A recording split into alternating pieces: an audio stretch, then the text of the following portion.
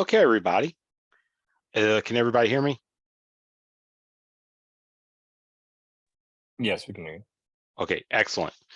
So welcome to this class of PA 509.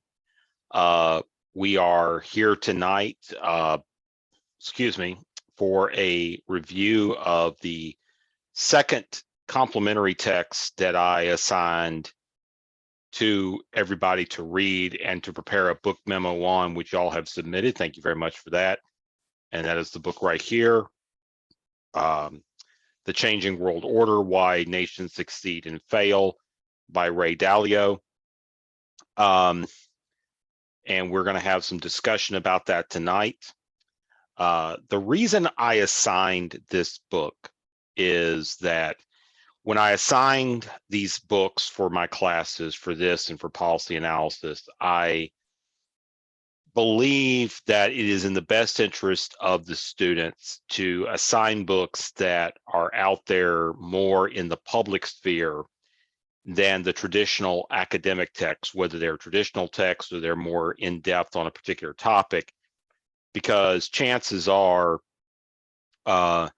the people that you're going to engage in your work in public administration as professionals are not going to be as focused on research, on traditional research texts, whether they be journal articles or books. They're likely more going to be focused on books that are distributed through conventional avenues. And at the same time, I wanted to make sure that we worked with a book that kind of aligned to some degree with the topics that we're covering in this particular class. And so I had a chance to read this book a while back, and when it first came out, and I thought that while it does deviate some from the topics we discuss, it kind of gives an overarching perspective on history, but from both a Western and Eastern perspective, primarily Western, but gives a perspective on how civilizations and the governments that support them or govern them develop, rise, sustain for a while, and then eventually fall. And the author of this book, Ray Dalio, whose background is in the financial sector, he up until very recently was a very successful financial funds manager, who has now kind of branched into research. There is a tendency in history to see cause and effect, but also to see similarities from one era to the next.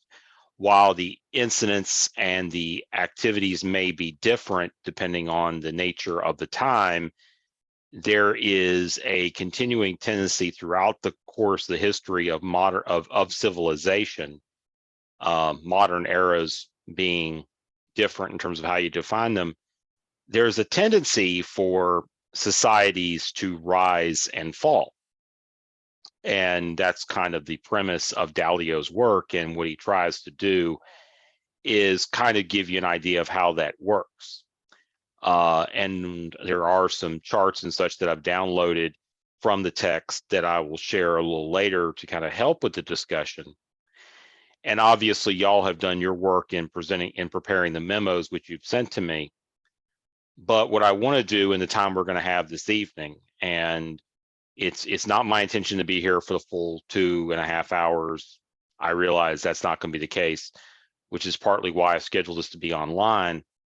But it's mainly for us just to have a discussion of what you read, what you learned from it, what you thought about it, and kind of see how you may choose to use it in your future work, whether it as a student or as a practitioner or both, as kind of one of those guides that you may reference or apply from time to time.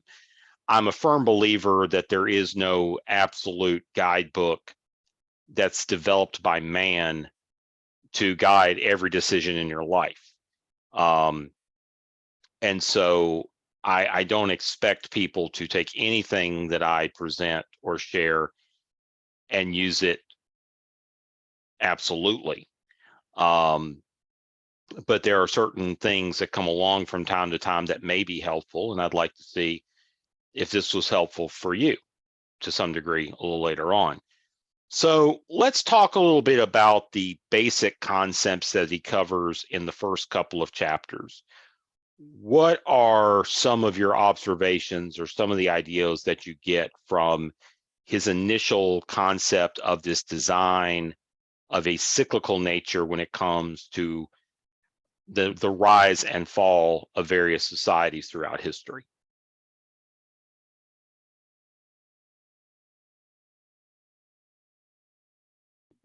So the way that I understand it is that like no country's prosperity like lasts forever. Like it's like an you're at the top one at at one point in a century or whatever, and then you start to slowly see a decline. Absolutely. There is no empire, no nation state, no civilization that has existed in perpetuity. Every supposed great society, every supposed great empire, even ours, and of course he has his own thoughts about the United States, but even any nation or such does not exist in a state of permanent dominance. And the reality is that what Dalio is trying to understand, and of course he has his own personal motives as a financial expert so that he can project and predict and forecast with respect to his role as an investment strategist, but also from a broader perspective, understanding as a human being, there is trying to understand how is it that these societies rise, how is it that they fall, and how is it that another society comes along to replace them? Because when one society or one structure of power dies, there may be short or long a period of vacuum, and then eventually something else is going to come along. We've seen that in technology and in industry and in smaller scale with respect to business, but we also can see it from a broader social perspective. So that's definitely a great observation. What else do we learn?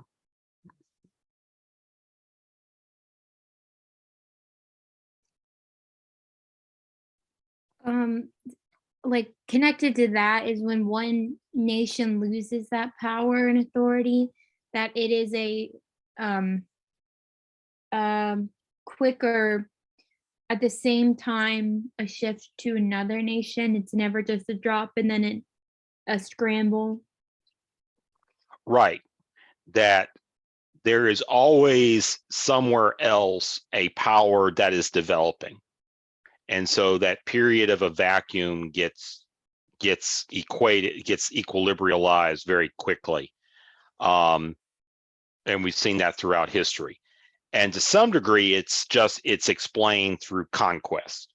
In early civilization, there, of course, was the natural aspect of physical conquest from one empire to another. In more modern terms, it is from an economic perspective. And we definitely see that through history. What else?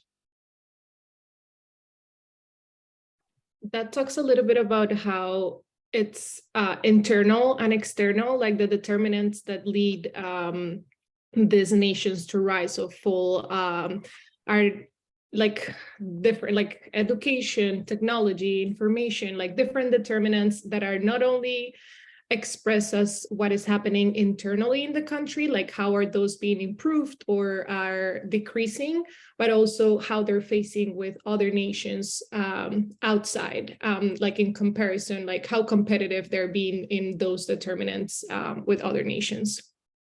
Right. That there is a tendency for innovation, for lack of a better word, to transition from one society to the next, and as such, the ability to retain that superiority of innovation is a significant factor. And what we see throughout history is that the innovative spirit kind of is part of the genesis of new societies, and we have a tendency, and so as such, as a new society becomes more innovative, it gets into a position to overtake an existing one. As an existing great society becomes less innovative, it has a tendency to fall and falter. And then there, of course, are there the internal characteristics of the given society and how they can contribute to that. Go ahead, Mary. Yeah, I was going to say, building on that a bit, one thing I found really interesting was when he talks about those key determinants, he talks about how individually they can all be, kind of doing their thing. You can be really good at education, but if you don't have all 8 of them working in concert and building, then a nation won't rise. And so Right. If you're lagging in one indicator, but moving ahead in 7, it's unlikely that, there'll be a power shift. So I found that pretty interesting. It is, and it kind of ties into, this, for example, this debate that we have about education in this country. We know that there are other nations out there that, from the standpoint of what they're able to achieve in objective performance of learning of their younger residents, of their youth, that we are not there. We know that. We are not comparable. We are below average in that regard, or below the standard of excellence. But for some reason, those nations have yet to be able to transition what they're able to create on the initial side over into achieving innovation and performance from the standpoint of actual economic productivity. That still seems to be in our domain as a nation. And as such, they definitely pose potential. They definitely have the potential to overtake us, but they haven't gotten there yet. And so they have a strength, but it's not been applied elsewhere. They have not been able to create those strengths in other domains, as he explains. I thought his point about human evolution was pretty interesting, about societal evolution. So like after there's these cycles that cause a lot of destruction and everything, that some evolution comes out of it usually. So it's, I don't know, I just thought that was a pretty interesting point as well. Because sometimes it's easy to focus on the negative and be like, oh no, Right. Now we're experiencing this downturn and nothing good is going to come out of it. It is a challenge because for the most part, human beings are tied, they look in a horizon with respect to their lifespan. And that even though our lifespans have increased, we still typically think about what we can easily remember. And there's only so much of our life that we can easily remember. The only thing I can remember about being almost 4 years old was that Reagan got shot. So for a lot of you, I can imagine that the experiences of 9/11 may be there a little bit, but not really there.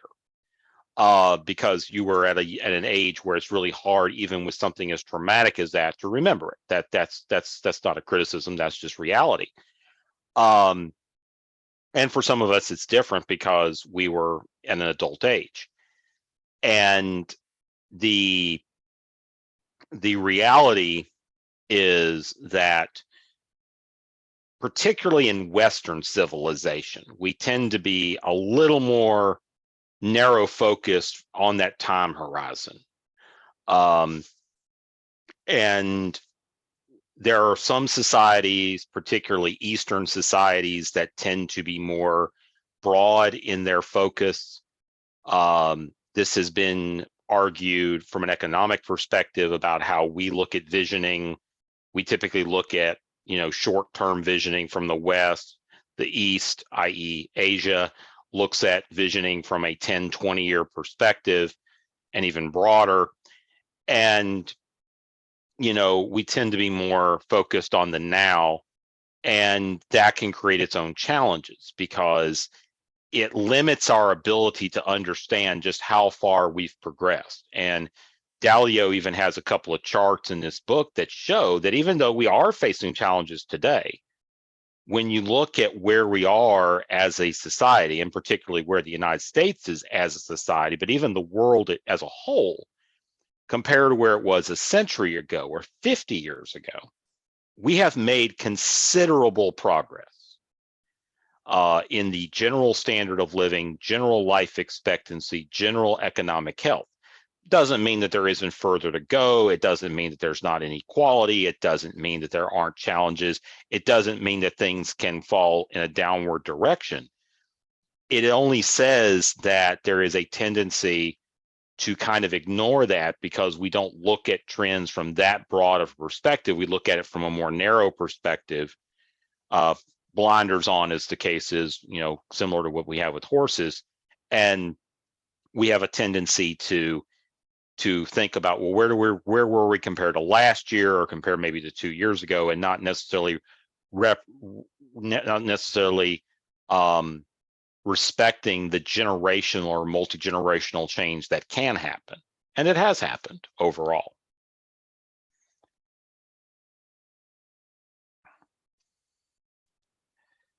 Okay, so let me pull up the quotes. Lindsay, only issue you have with that perspective is climate change is a pretty new external threat that we haven't experienced before. And what I would say that and I want to be very careful with this because there are multiple perspectives on climate change. And I think that the only thing we have to think about really is making sure, my issue with climate change is making sure that we do our best to have as much historical perspective as possible. As I like to tell people, the climate's always changing. There's no, I mean, we like to, because we're a statistical society, we like to focus on averages and medians and stuff like that. And we have to remember that that's a center point in a broad variety of measures. And so whenever I look at it, I go, like, for example, when we talk about temperature increases or such like this, to me, it's about, how does it compare with respect to standard deviation, those type of things. That's not, and if you can say, well, look, here's that, then that makes a lot of sense. And then, of course, there's prolonged impact and other things. And it does not mean, like, for example, I'll give the example of tropical weather events like hurricanes. So there's competing arguments about the propensity of these storms in their physical sense, where they happen, how often they happen in extremity. What we do know is that a larger number of people now live along our coast, and that we've developed much more property along our coastal areas, which means we have a higher propensity for physical, individual, and economic impact than we did prior. So even if, for example, the climate change was minimal compared to where it has been over time, and I'm not saying it is, the reality is going to be that it's going to have more impact because there's more people living there. And so if it's our choice as a society, if it's our collective choice that we want to be coastal in our physical presence as society, then we have to put in place the measures to be able to address it. And we have to make the adjustments to address that. So that's if we decided, okay, because there's one thing that a lot of people, that there are some people, particularly contrarians, bring up, which is, well, just take people off the coast and mitigate the problem solved, or some degree of problem solved. The reality, of course, may be that may not be feasible. And so you have to figure out how to make it work. And as JR brings up, that the period of decline gets shallower over time, that while there is a period of decline, that decline is not as significant as it has been in the past, that the world as a whole continues to advance. with each passing empire, that there are periods of global decline. History shows us that, but that the impact of those declines is far less significant from era to era as they've been in the past, which is another good sign. So I'm going to bring up I'm going to bring up this page real quick.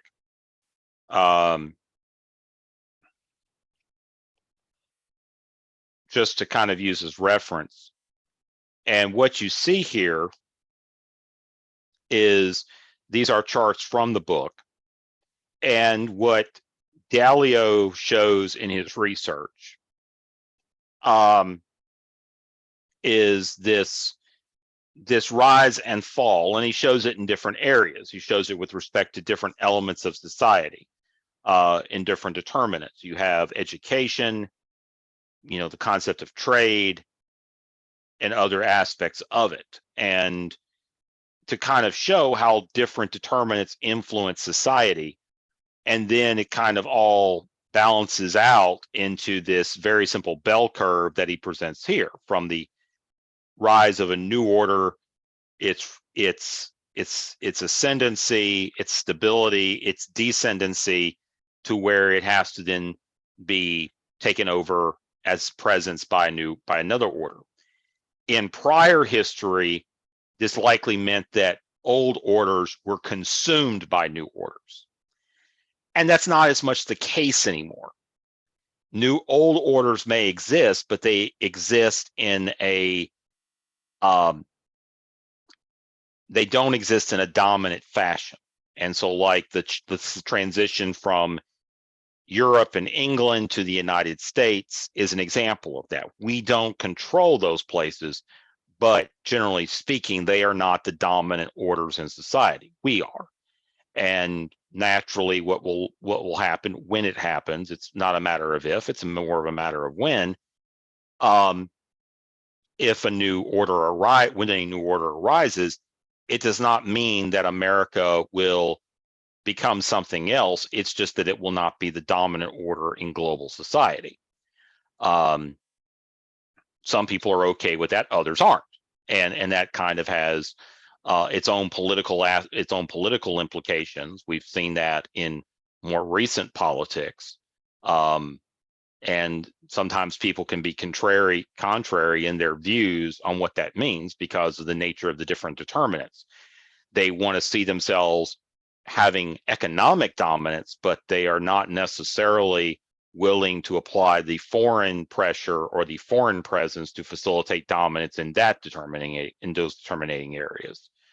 So they may say, well, we want to be an economic powerhouse, but they don't understand that that means facilitating and being a leader in foreign trade. And that means that you're naturally, as societies have for generations and centuries, going to have to play a role in foreign diplomacy and, unfortunately, at times in foreign use of force measures to be able to facilitate the environment you need to cultivate trade. That's not a justification for or against. It's simply the nature of society for generations or centuries. And so those factors have to be considered. So is there anything else anybody would like to add about the first half of the book, which really deals in trying to understand the nature of this cycle that Dalio presents as a concept?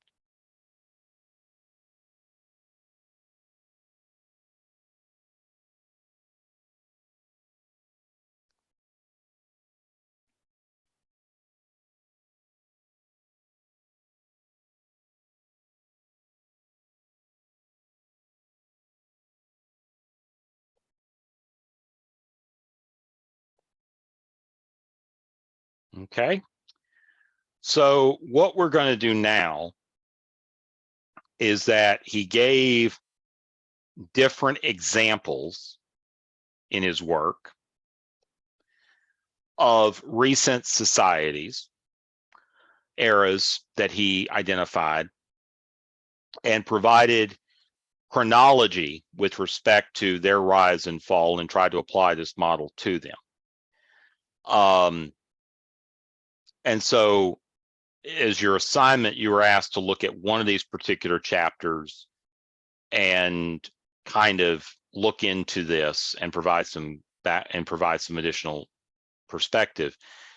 So what I'd like to do, particularly for those who haven't spoken yet, is, you kind of share the one that you went on and just kind of provide a brief overview of what you kind of learned and kind of talk through the application of this cycle with respect to that given society or power or era. So who'd like to go first? I can go ahead. Sure. Can I? Okay, great. So I looked at the rise and fall of the Dutch Empire. And one of the things that I specifically linked to today's current climate was just the political civic unrest that we're starting to have here in our society now. And I talked a lot about the January 6th Capitol. And I also talked about the summer of 2020 when we had a lot of different Black Lives Matters protests due to racial tensions, and tried to bring that back to how the Dutch experienced some of their own civic, or not the Dutch, but the Habsburgs experienced their own civic unrest before the Dutch took over and were able to rise. So yeah. Right. Yeah. Civic unrest is a part, and let me share this real quick. This is a more detailed chart that I think he shows in the book. So give me just a second. That kind of follows the steps a little more intently.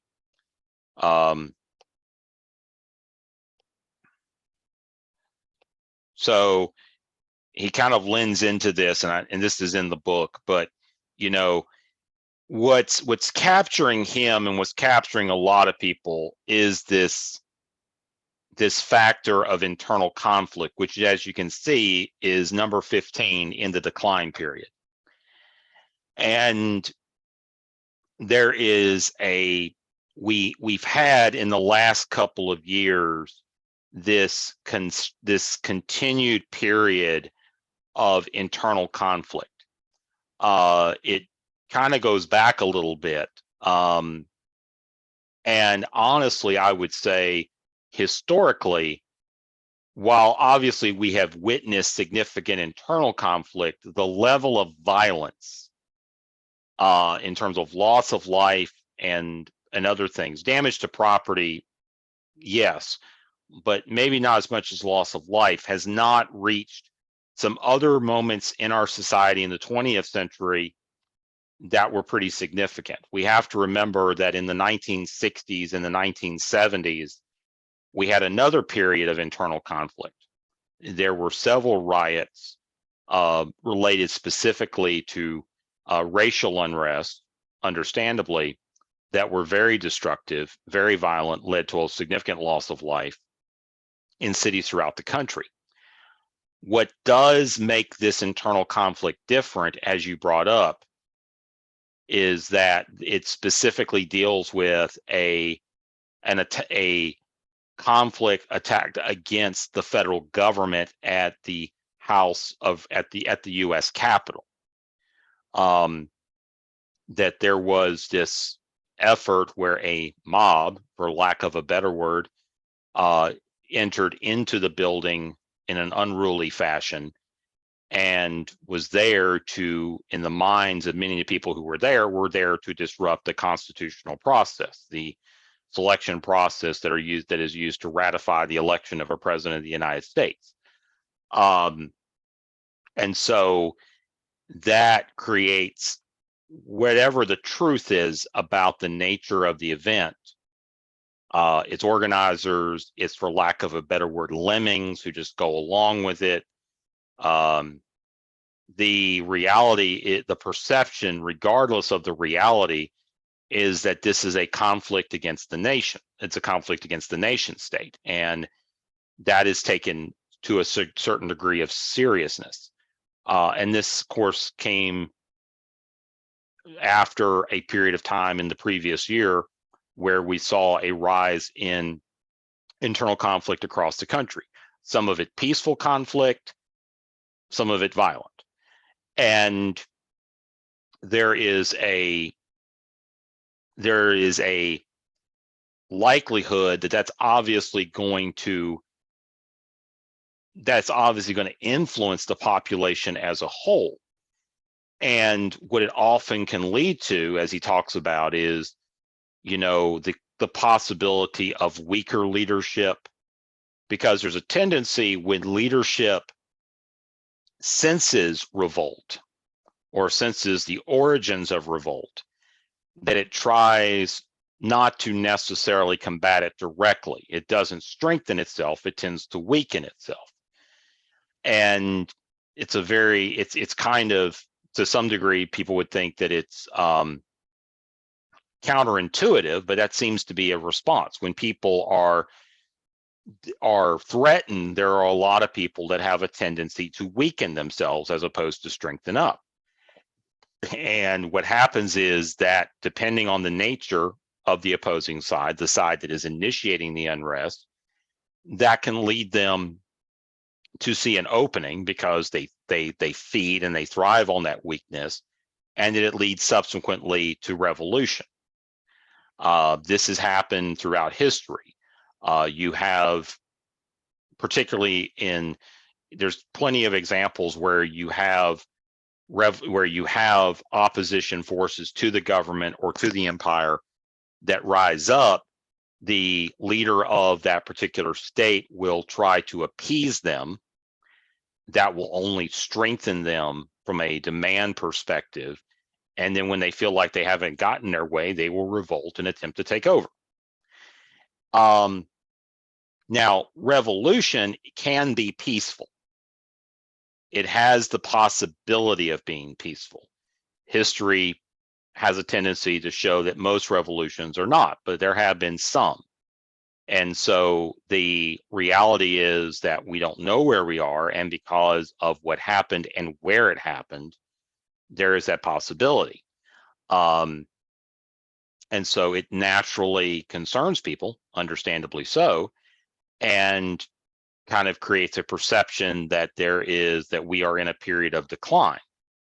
And what I will simply say is that is entirely possible. And it is also possible that this could be a cyclical nature of this country, and the fact that we have dealt with and had periods of uprising, civilian uprising in the past. And the possibility is that it may lead to more sustained revolution. It also may eventually die itself out. We don't know. But it is entirely possible. And it is something that, when you look at this model, tends to lead you to believe, and tends to direct that, hey, we may be getting close to a decline and the rise of a new order somewhere else in the world. Next person. I guess I Sure. can go. Okay. You got it. So the chapter that I decided to focus on was chapter 11, that went into talking about like the rise and eventual decline of the United States and like the dollar system. And the cycle that I kind of like focused on was the external order and disorder cycle, which basically kind of talks about the fact that China is kind of becoming strong, if not like stronger than the United States. And in my memo, kind of went into like some examples as to how we can see like China like starting to catch up with the United States. Like one of the things I talked about was the fact that like while China's economy may not like catch up with the United States for a while, it's been like pretty clear that they've been able to catch up like when it comes to like the whole technology sphere, when it comes to their like production of like 5G, and I think like microelectronics and like drone production, and the fact that like they have like a slim lead over the United States in these areas. And on the flip side, the United States, I think, has like a sort of like a slim lead when it comes to like AI, but there's like a sort of like concern, I guess, that China could eventually like catch up in that area and sort of like take the lead on that as well. Yeah, absolutely. And with China, we have to remember that they are still primarily in a phase where they rely on replicating more effectively and efficiently what other countries do. We know that because of the well-documented aspects of their intellectual property theft activities as a nation state. If they can get to the point where they can develop their own advanced technologies and then be able to retain them. And I believe, we may have an example of where they were trying to do that in biomedicine, that there is the possibility that would give them an upper advantage.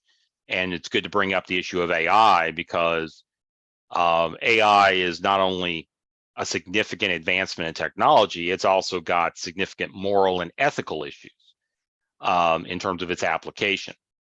And so those issues may serve to stem its development and create its own challenges in terms of who develops it. Yes, Christopher.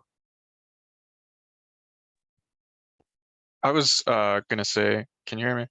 Yes. Okay. I was going to say that I also did my memo on chapter 11. Okay.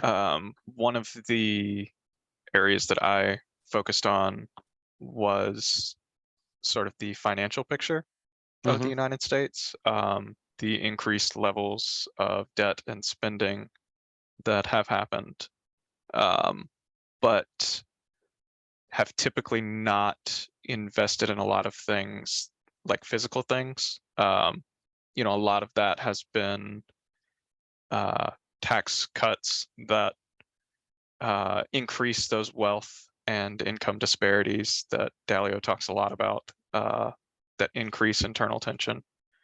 And I just highlighted a couple of recent policies that are investments in more tangible things that could increase productivity, increase the US measures of power, quote unquote, if you will, over the medium to long term. Obviously, I'm not making an argument that the US is not declining in any way, that it is, and it's inevitable, and it will. It's just that how that decline happens is sort of what I was addressing. Whether that's,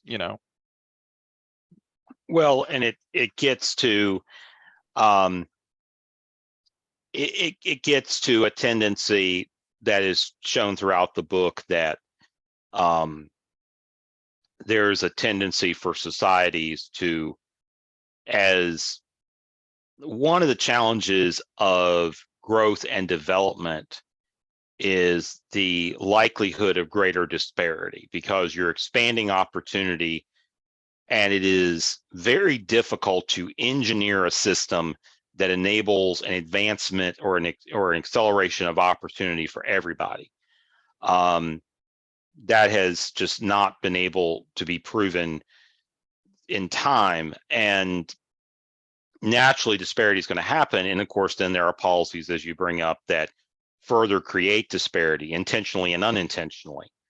And there is and then of course you have philosophical matters that may be different from power to power, internal philosophical powers that may have a role in it as well. So those are definitely things that should be brought up in the discussion. Next up. I guess I could go next. I also had chapter 11 as well. The 3 points that I pretty much talked about is nuclear power, the amount of money that our country, the US, is spending with the military. My other point was about oil, regarding to like gas.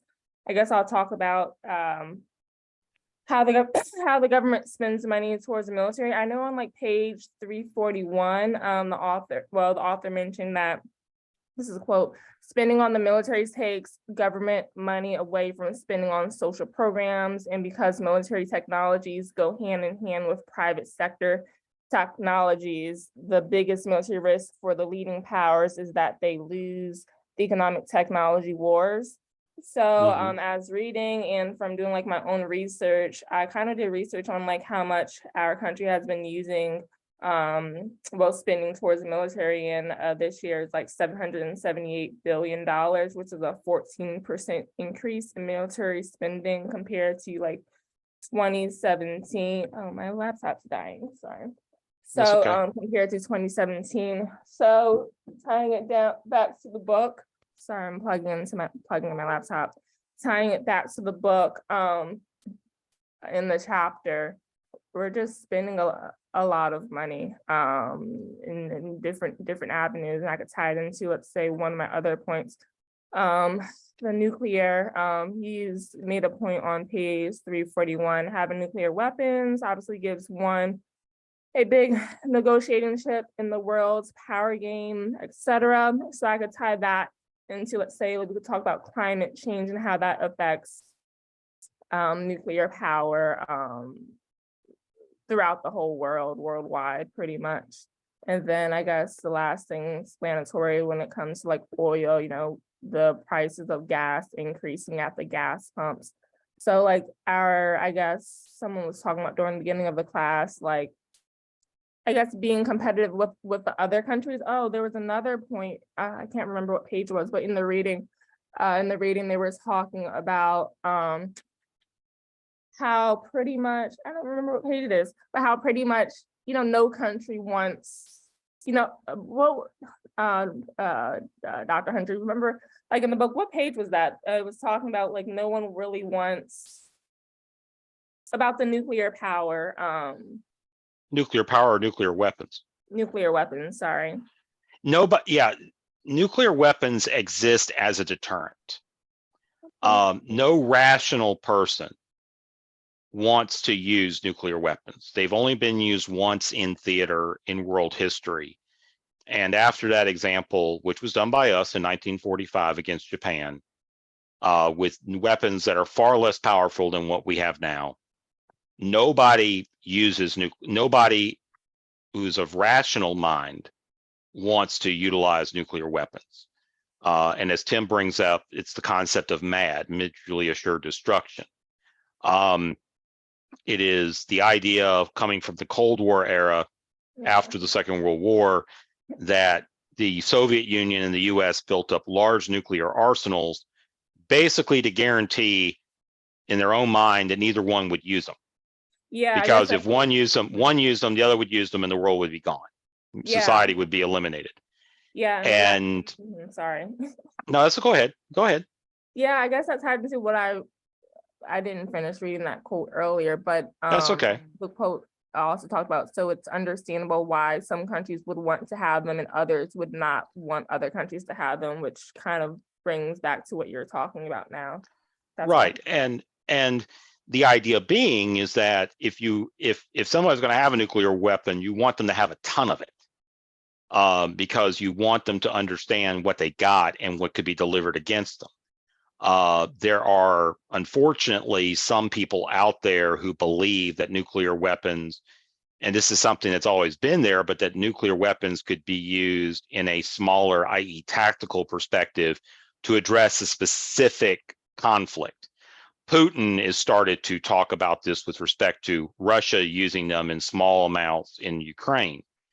And this is the fear that everybody has. And it's one of the reasons, and it's one of the contributing reasons, along with the cost and the fact that we've pretty much reached stalemate status, that there's a lot of people who have objected to continued US advancement of the Ukrainian position in their war in defending themselves against Russia. They don't want Russia to take over Ukraine, but they also don't,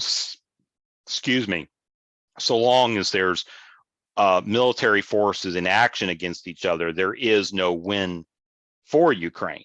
That's purely at this point a defensive war that they're engaging in, pretty much using with Ukraine providing the troops, but their hardware, their weaponry being provided by the US and Europe, and primarily the US, some from Europe.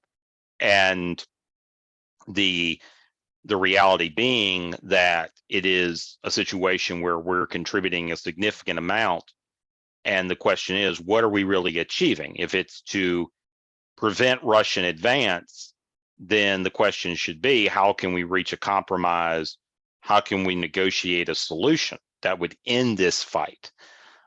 There were some other things that happened before the conflict started that didn't help matters, but the reality is that right now we're basically financing a stalemate, or financing the maintaining of a stalemate situation where there's where there is a significant loss of life, there's continued destruction of Ukrainian infrastructure and Ukraine's economy, but there really is no gain in terms of being able to actually try to establish a more peaceful, stable solution. Yes, Anthony.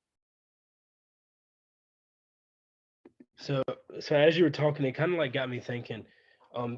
Basically, what I read in chapter 11, it's not to the extent of the Vietnam War, but when they were talking about in the 60s, and the government is just doing a whole lot of spending on foreign wars, and now we're not spending the same amount of money. I don't have the facts in front of me, but I assume that we're not spending the same amount of money. But if China were to invade Taiwan, and then we would support Taiwan on that, and then you're on multiple fronts, spending even more money that we don't have with already rising inflation. It really proves to what Daly's talking about, like this like cycle, if that were to happen. So yeah, that's, as you were talking, it just kind of like went in my mind. Absolutely, and that's the concern that everybody has in terms of what could happen in Taiwan with China. China considers Taiwan part of their country, and considers it a rebellious state that they have the right at any time to take over. And that was unfortunately kind of facilitated by actions of the West, led by the United States in the 1970s, to grant and establish diplomatic and economic relations with mainland China. And at that time, China's one condition was, well, we're good with this, we'd love this, we need it, but we want to be recognized as the China and allow Taiwan, which they consider to be a separate, a rebellion state, to not have those same relationships. And some parts of the country said no problem. We kind of said, okay, we'll give that to you, but we're going to maintain a different relationship with Taiwan. And we have a treaty in place that basically says that if Taiwan gets attacked, attacked, we're going to support them. And China, of course, that was done at a time when China did not have the power to do that. China now has potentially, though it has never been, China has not been in a military conflict since 1979. The last time they were in a military conflict was actually against Vietnam in 1979. It was a brief conflict. China has basically built up a military, has a very large military, very advanced military, but it has not been in active combat for over 40 years. And so China is there as a permanent threat, much like North Korea is a permanent threat to South Korea. And so, as you point out, the United States is kind of in this situation. This is the kind of stuff that that President Washington warned about in his farewell address, and has also been warned about by leaders over time, is you've got to be worried. You got to think about what you're doing with these various arrangements and treaties. And right now, unlike Vietnam, if we were to adjust for inflation, our commitment in Ukraine is not as significant as our commitment in Vietnam if adjusted for inflation from a spending standpoint. And the main difference, of course, compared to Ukraine, is we do not have boots on the ground or troops in theater in Ukraine. We obviously had them in Vietnam for a considerable period of time. Unfortunately, and this actually was reported on by CBS this week, we have now started to move U.S. forces into NATO countries. The 101st Airborne, which is based out of Fort Campbell, was actually advanced to Romania. And the question is, why are we advancing forces into Eastern Europe? And that's a very serious question because the only reason you do that is because you have a potential possibility of using them, or you're trying to show force without using it. And we just don't know. Because it's being facilitated by NATO, excuse me.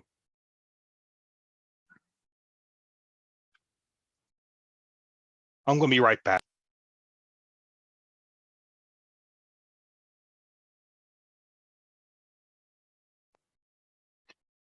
Okay, I'm back. Sorry about that. So what we are dealing with are some pretty serious situations that can cause problems that can lead to decline if not managed properly, particularly from both a fiscal perspective. Getting back to what Charisma said with respect to military spending, on one hand, there's the potential for government spending, whether it be on the military or space or other things, to yield economic benefit, but it is still an opportunity cost from it being spent on other things. So that is something we have to take into consideration. And the concern that some people have is that while they understand the natural hesitancy there is on military spending and the opportunity costs associated with it, there is still the fact that there's this desire to maintain some degree of global stability, and the concern about various other powers that don't have the potential to be new orders, but do have the potential to create disruption that can also cause problems and lead to the further decline of our order. Anyone want to speak about any of the other chapters from the book? We've done a good job covering chapter 11, but there were other societies, other orders that were talked about. Anybody want to talk about them?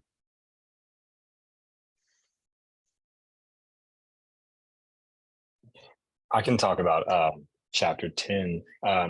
I was, when I was doing the memo, I was really focused on the parallel between the late 1880s and early 1900s in the British Empire, and kind of how that compares to today.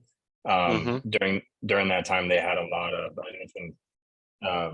the wealth inequality. I think it was like, what was it? The top 10% controlled 70% of the wealth, I think was the quote.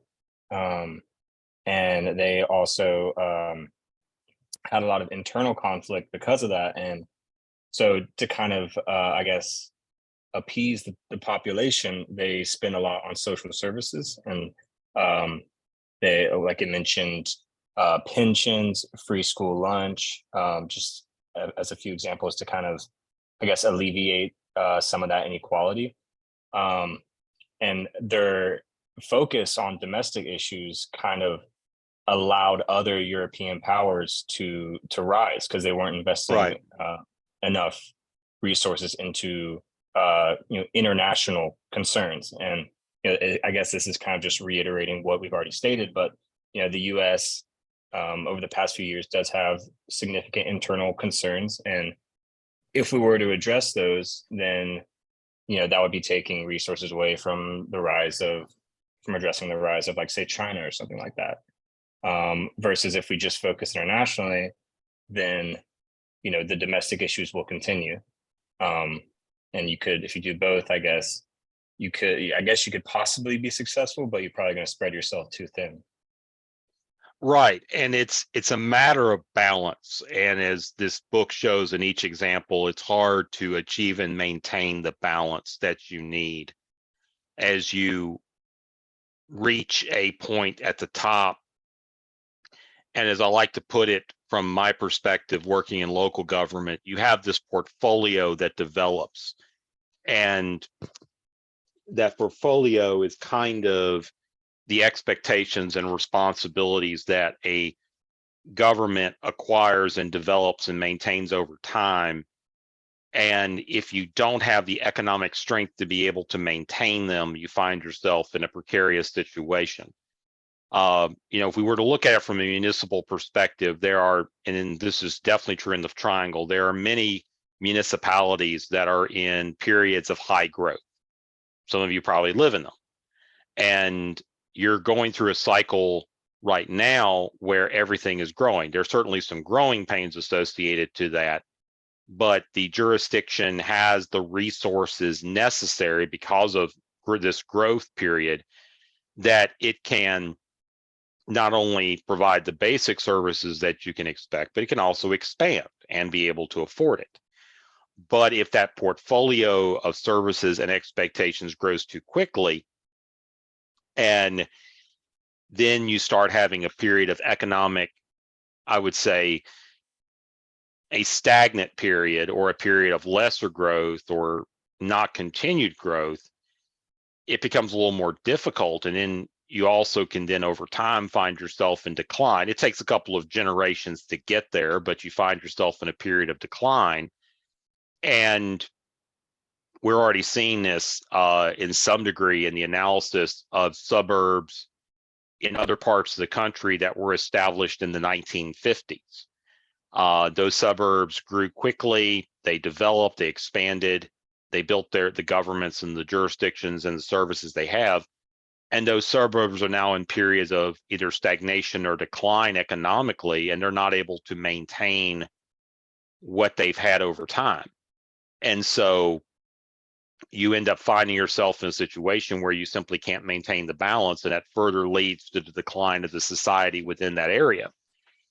And so this is something that is a challenge, and you have to have the ability to take into consideration what needs to be done.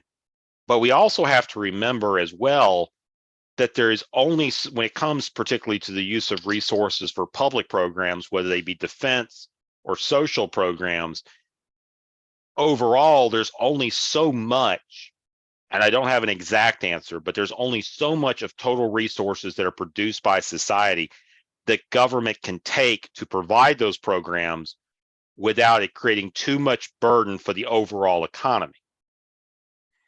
And I'm not saying that we're there yet. I'm simply saying that one of the challenges for many societies, has been that at some point, the burden of those services, particularly if you're trying to balance everything, can over time become so great that the government takes up so much that the economy of the nation or the state or the locality is not sufficient to be able to grow because of that burden. This has been a challenge for Europe. Europe has, along with its defense responsibilities, it also has, generally speaking, compared to the United States, a much larger social safety net program, nationalized health insurance, far broader benefits for those who are unemployed, retirees, and so on. And it requires a significant amount of public revenue to provide for it. And that creates a challenge for these countries from the standpoint of their economic growth, because their tax burdens, what the residents and the economy has to contribute to the function of government to fulfill these obligations, is considerably more than what we have here in the United States. And then obviously we have the discussions that go on within the United States from one state to another or one area of the country to another, because we have a little more variety, or a lot more variety, in terms of the levels of those programs from state to state and locality to locality. So these are challenges that can further create problems and lead to decline. Take one or two more in terms of your thoughts on the chapters showing the rise and fall of particular powers. I also looked at Great Britain, and one of the things I focused on was Dalio talks a lot in the beginning about the importance of a national identity and shared values.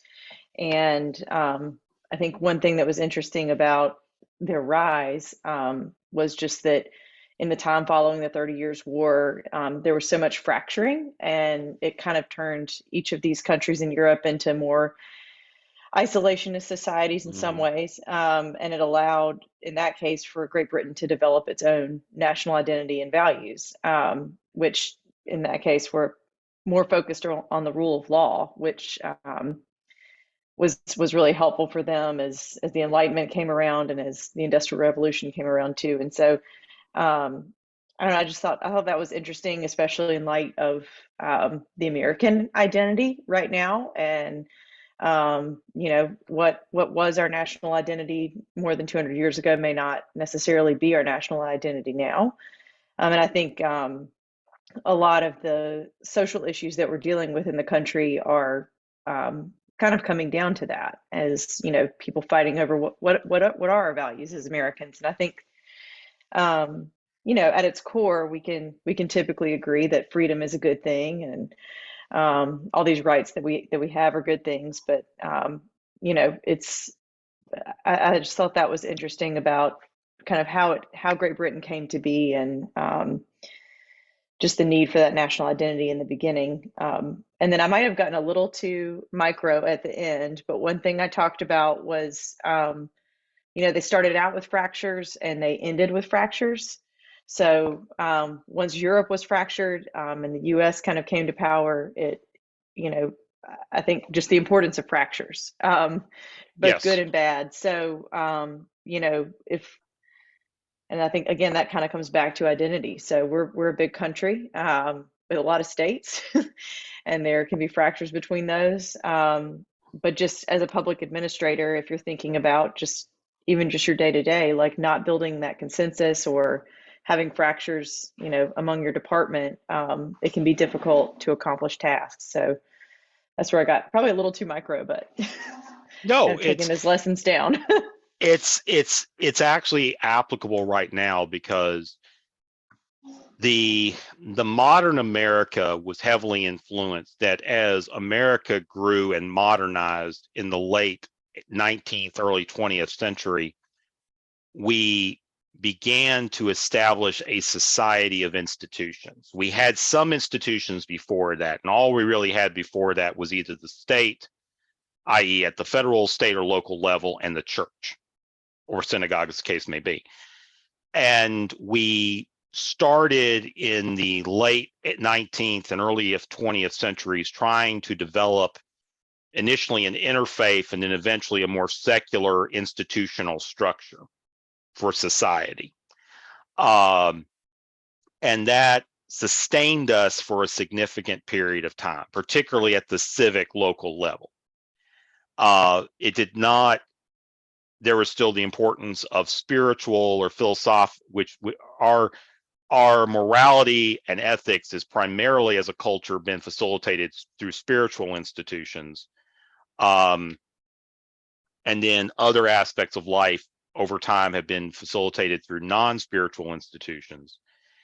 And there's been a lot of debate, and there are a lot of people out there that have talked about how that as these institutions have weakened or fallen due to their own failures, that's really kind of created what would be considered a rudderless society. There's no direction provided by society by these institutions, or less than there used to be. And as a nation, we have tended to do our best with significant faults along the way to try to not only advance liberty, but also individualism, which is not a bad thing. And at the same time, we have to understand that in order for society to function, there has to be some degree of common agreement on some degree of basic principles, basic values, something. And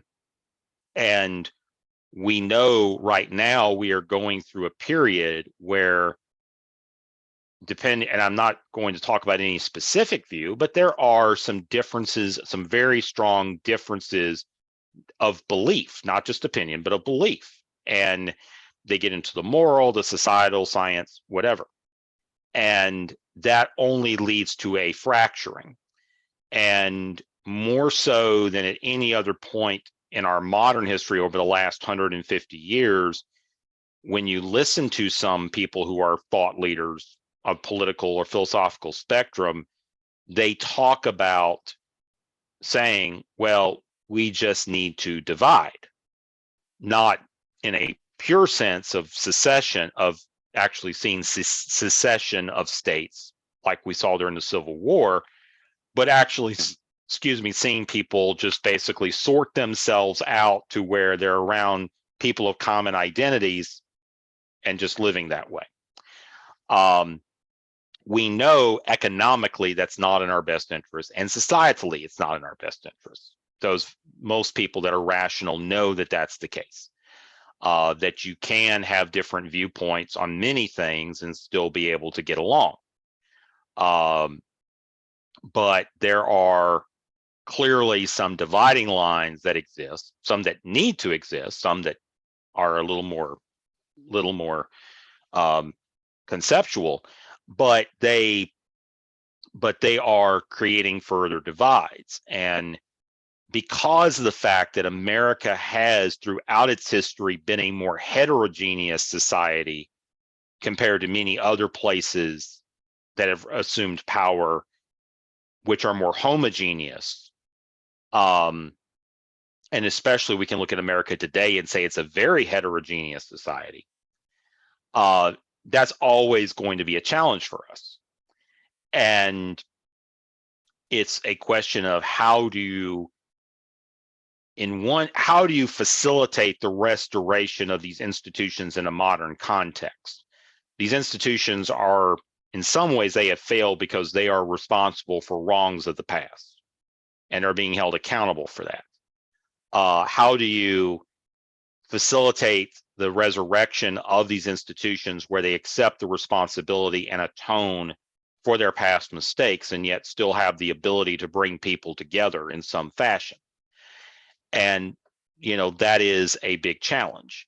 And so, because the reality is that without some degree of shared vision, to some degree, maybe not to the same scope that the nationalists on both the left and right would like to see, but some degree of scope that you can at least have some degree of commonality of purpose to be able to achieve a national direction, that is essential.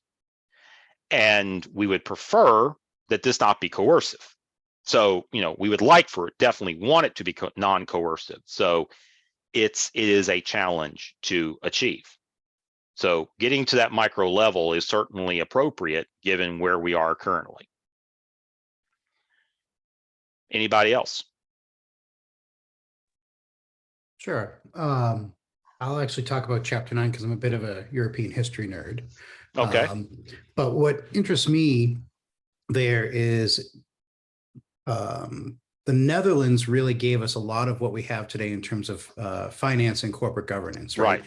Yep. So we have here, first of all, the Dutch East India Company being the first, corporation as an entity with a board of directors and, people with an equity stake in the organization, right? And they gave us the idea of having equity stakes in other companies that then became the stock market, the stock exchange, in the Netherlands. And then finally with ideas like lending and credit and being able to leverage capital to buy more now and then pay for it later, especially when, the ship came in literally, right? Mm-hmm. To be able to say, okay, now that these goods have been onshored, we can sell them and then pay back the people we borrowed the money for the trip in the first place. And so much of what we do today is based on those models, and they haven't changed too much over time. The way the transactions are performed have changed, and maybe we've expanded the scope a bit, but really that goes back, 400 years to the Dutch. And I don't know if we have them to thank or to blame for it, but that's what interested me most about it. Well, it enabled to some degree, I guess the way you can look at it was that prior to that, it was purely a nation state process.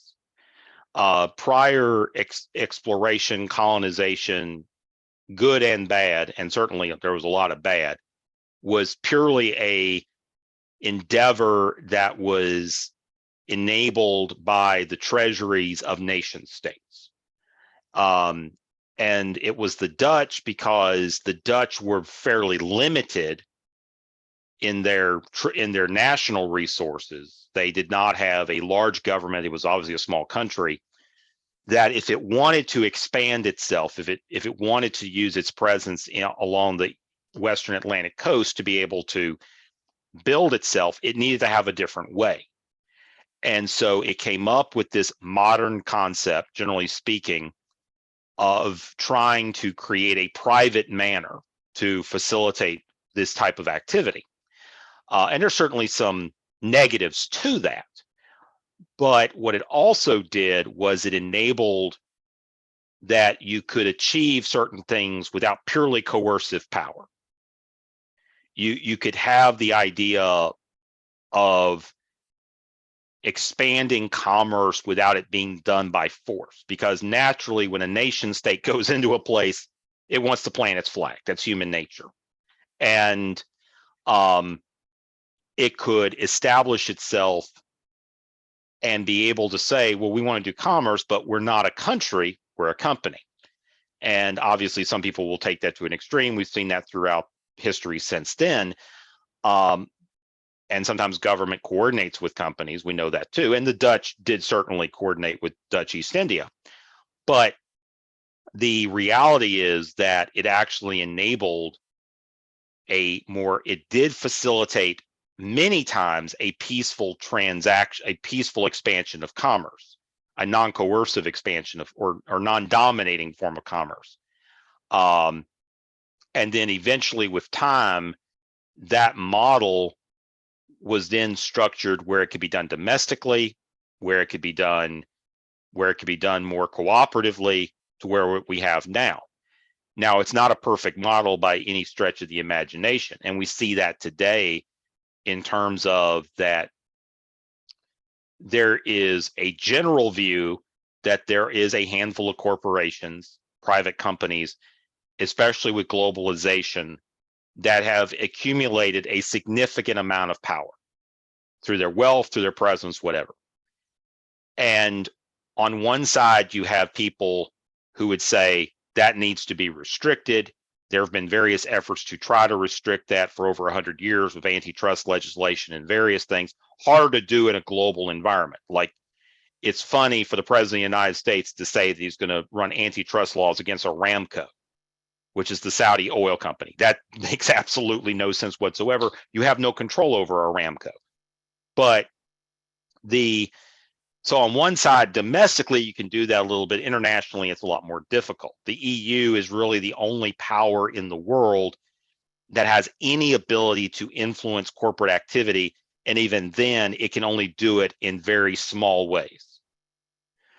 So that's really hard to do. So then you have another side that says, well, if we can't beat them, we need to join with them and facilitate our objectives that way.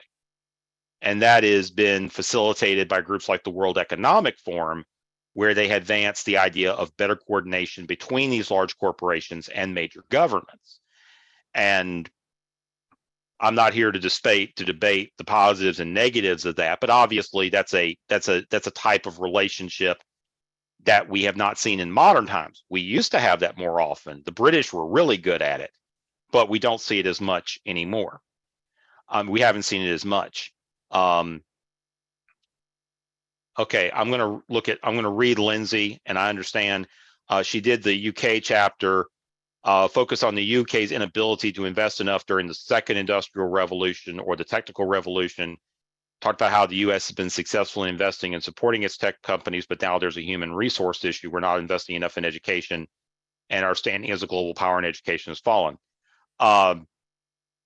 It could be that we're not investing enough. It could also be where we're investing. There are a lot of differences of opinion on this. It could also simply be on mentality and focus. What's the discussion that we have about education? But certainly we are not making the appropriate investment one way or the other in that area. That is true. But thank you, Tim, for your comments. Anybody else want to speak? I have a question. Sure. Why would companies like Amazon and Meta not meet like the standards of the FTC, like definition of monopoly, even though they really take up a large share of the market and there's not really any competitors? That is a very good question, and I'm not saying that to get out of saying it, because I know that's a very common way that people try to get out of answering a question. It really depends upon the FTC rules with respect to that are, first of all, they're a little ambiguous, and second, like for example with Amazon, what they would argue is we are not supplying the product necessarily, we're simply providing an outlet for people to trade. What Amazon would say, and for example, earlier this year, Amazon, a couple of months ago, Amazon announced that they're actually discontinuing several of their own lines of product. Amazon had expanded its own product lines. I'm actually wearing a pair of Amazon khakis right now because they're nice and they're cheap. But they've decided that they're going to scale back their own production. Now, they're saying they're doing it because it didn't prove to be as profitable.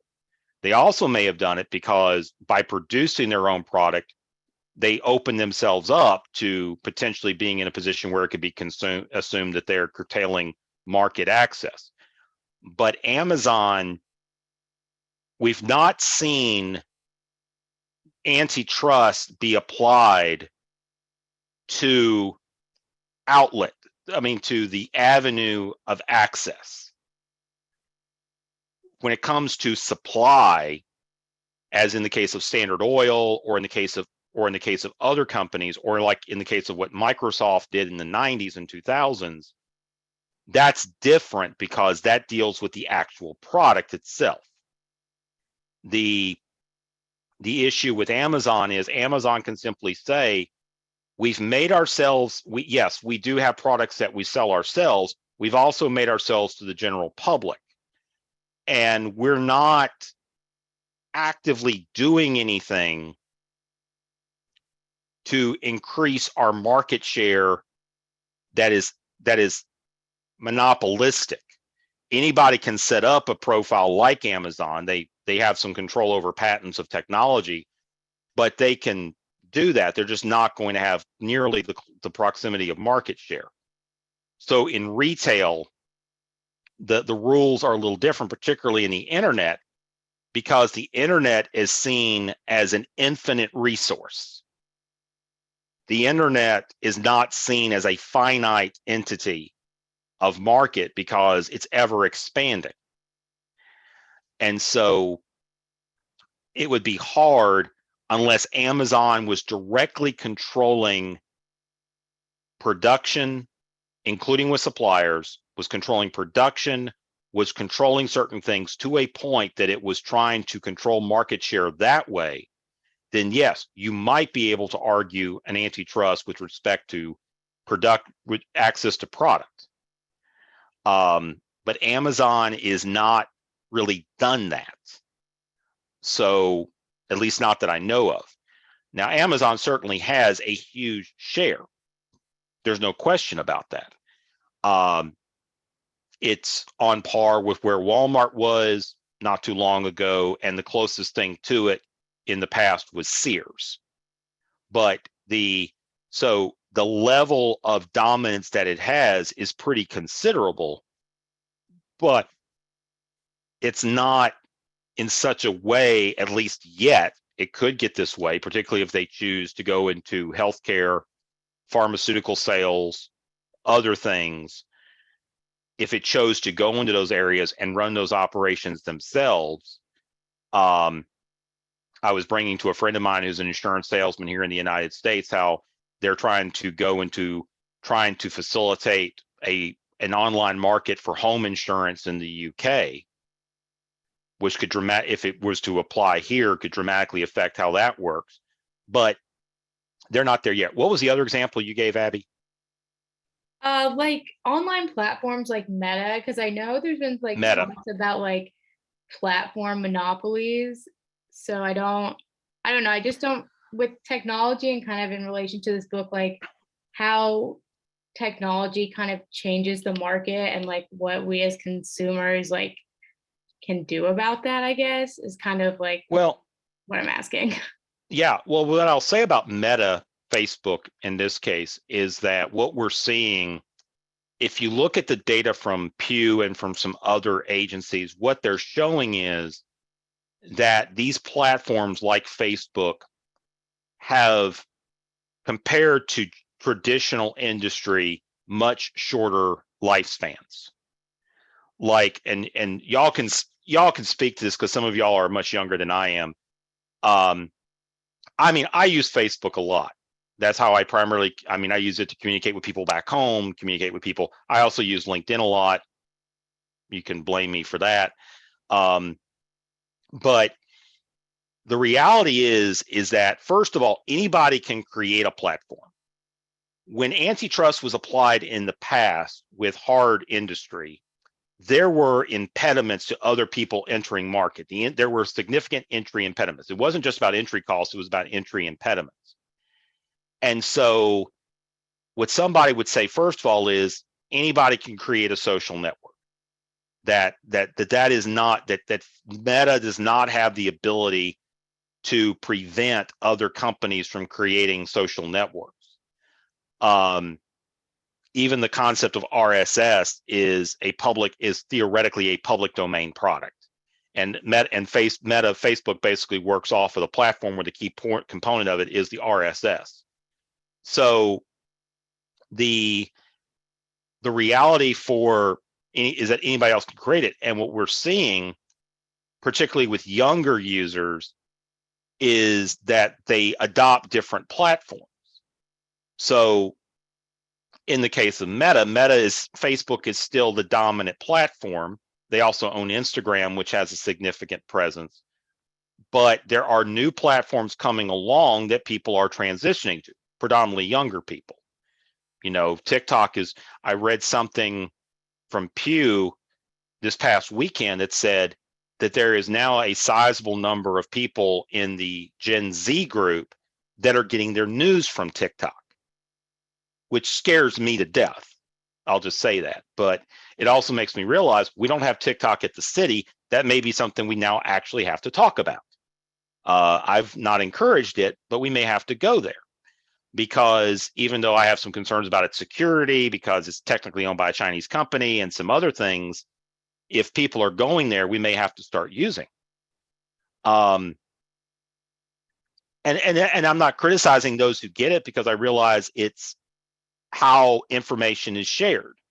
And so these technologies, I'll give you an example. So I'll just say this. The social network did not start with Facebook. For those of us old enough to remember, it started with two different platforms that I remember. One is MySpace, and I can't remember the other one. It was like a blog. It wasn't Blogger. But it kind of looked like Blogger. But the fact, Friendster was one. There were others, and then Facebook came along. And at one time, MySpace was the dominant platform. And then it got so cheap, Justin Timberlake bought it. But the reality is that technology is different, because technology does evolve over time, and the view in general is that that different platforms will come along and replace one another. And of course, that creates a challenge, because you're changing to some degree the channel, the medium that you're trying to communicate information. Now, there are other things to be concerned about with social networks in terms of how they review information, what they allow on, what they don't allow on, all that. That gets into a totally different argument. It's not an antitrust discussion, but the reality is that nobody has a true monopoly. Even if, say, Facebook were to have 99% of the traffic, which it's never had, even if Facebook had 99% of the traffic, theoretically, it would be very easy for somebody to come along and build a separate platform. What would potentially put Facebook in a potential antitrust issue was it trying to directly attack that platform? Was it using some kind of practice to prevent that platform from being able to have access? So, like, for example, and so the one possibility, of course, is that, and this gets back to Amazon, Amazon does have one asset that could potentially be an antitrust issue, and that's AWS. And if you know, there have been attempts by some social media platforms to establish themselves, and the easiest way for them to reduce entry costs is to lease server services from AWS. And whether it's Rumble or Truth Social or some of these right-wing groups, they have run into problems with AWS. Theoretically, you could maybe make an antitrust argument there but what somebody would then say is, well, these companies have the ability to buy their own servers or go to Iron Mountain or somebody else, and they have. But there's the potential, of course, for not as great service. So this is an area, and this gets back to the fact that, and I hate to say this, government is slow when it comes to adapting to what goes on in business. We're typically the last. If it starts in private commerce, we're the last adopter, and we're the last people to leave old technology. Pretty much most private sector companies have gone to pretty much being cloud-based operations. Government is still the last bastion of local client server based systems. And these software companies love us for it because they get to charge us a significant amount of money for it. But the reality is that at some point it could. I know that did not answer your question at all. It did. Thank you. Okay. Because, as you can tell, it is a very difficult situation and it's very hard. But I will simply just say the bottom line is our government, and I would say hardly any government, is really capable of being able to figure out what to do in that particular case.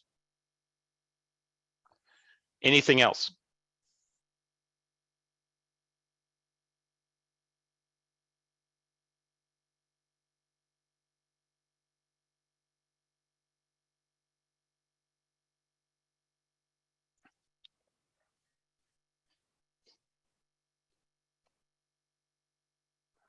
Okay, so let me share the screen for a second just to look over the syllabus for next week.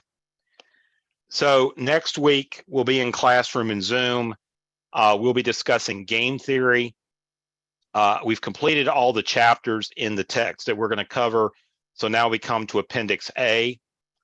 There is also a podcast assignment that I will send out tomorrow that'll be due by 6 p.m. on that following Tuesday. So that is the assignment for next week. And then these last couple of weeks, including your topic presentation, are some specialty classes that focuses on stuff that's outside the normal text, but I do feel needs to be covered.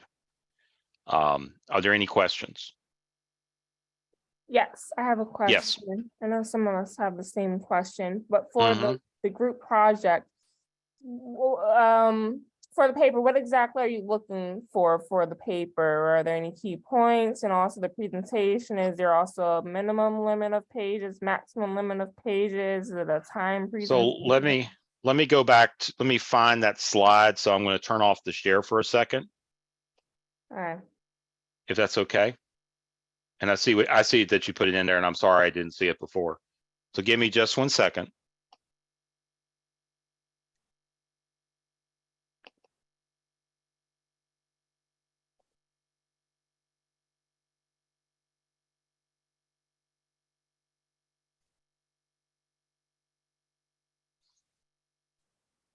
So with my group, me and Whitney, we both were assigned 2 different topics. So can we choose either or of the topics that have our name next to it? We wanted to stick with the school choice. That's fine. That's fine. Just let me know which one. And I'm sorry for that.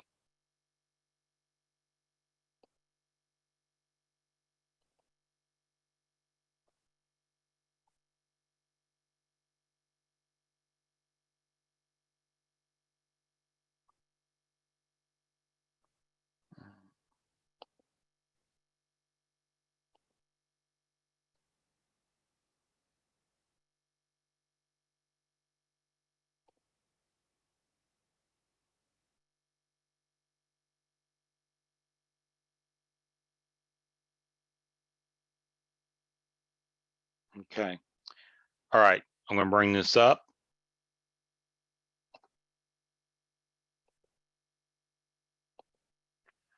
So you're looking at a specific policy related to the topic that you selected. You want to apply these particular elements that we've discussed in political economy, which I think are the most important, which deals with goals and setting of goals, understanding and identifying externalities, and then also identifying and understanding the coordination and commitment problems inherent in the examples that you choose. So your submission should be emailed no later than 6 p.m. on the night of the presentation, which is November 15th. And there are 3 parts, 2 parts that you will submit by email. The first is a written report using the memo format that I've provided. This is no more than 10 pages. And then the second is a PowerPoint that is no more than 10 slides. You will use the PowerPoint during your presentation, which will be on Zoom. Does that answer your question? Okay, Yeah. thank you. Thanks. Okay. And I also, if this is also discussed a little bit in the video for the class that was supposed for class 7 on the YouTube channel. Are there any other questions?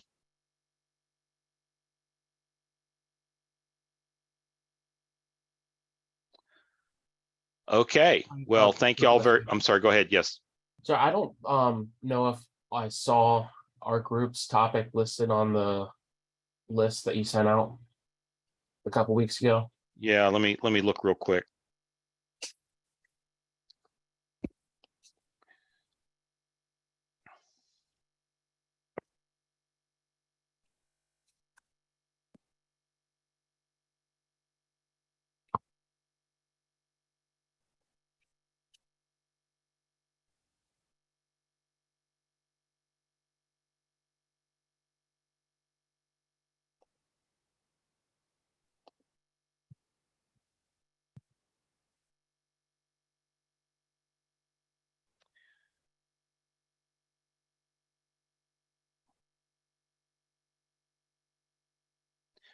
Taxation for transportation projects. Okay. All right. All right. Thank you. All right. Thank you. All right.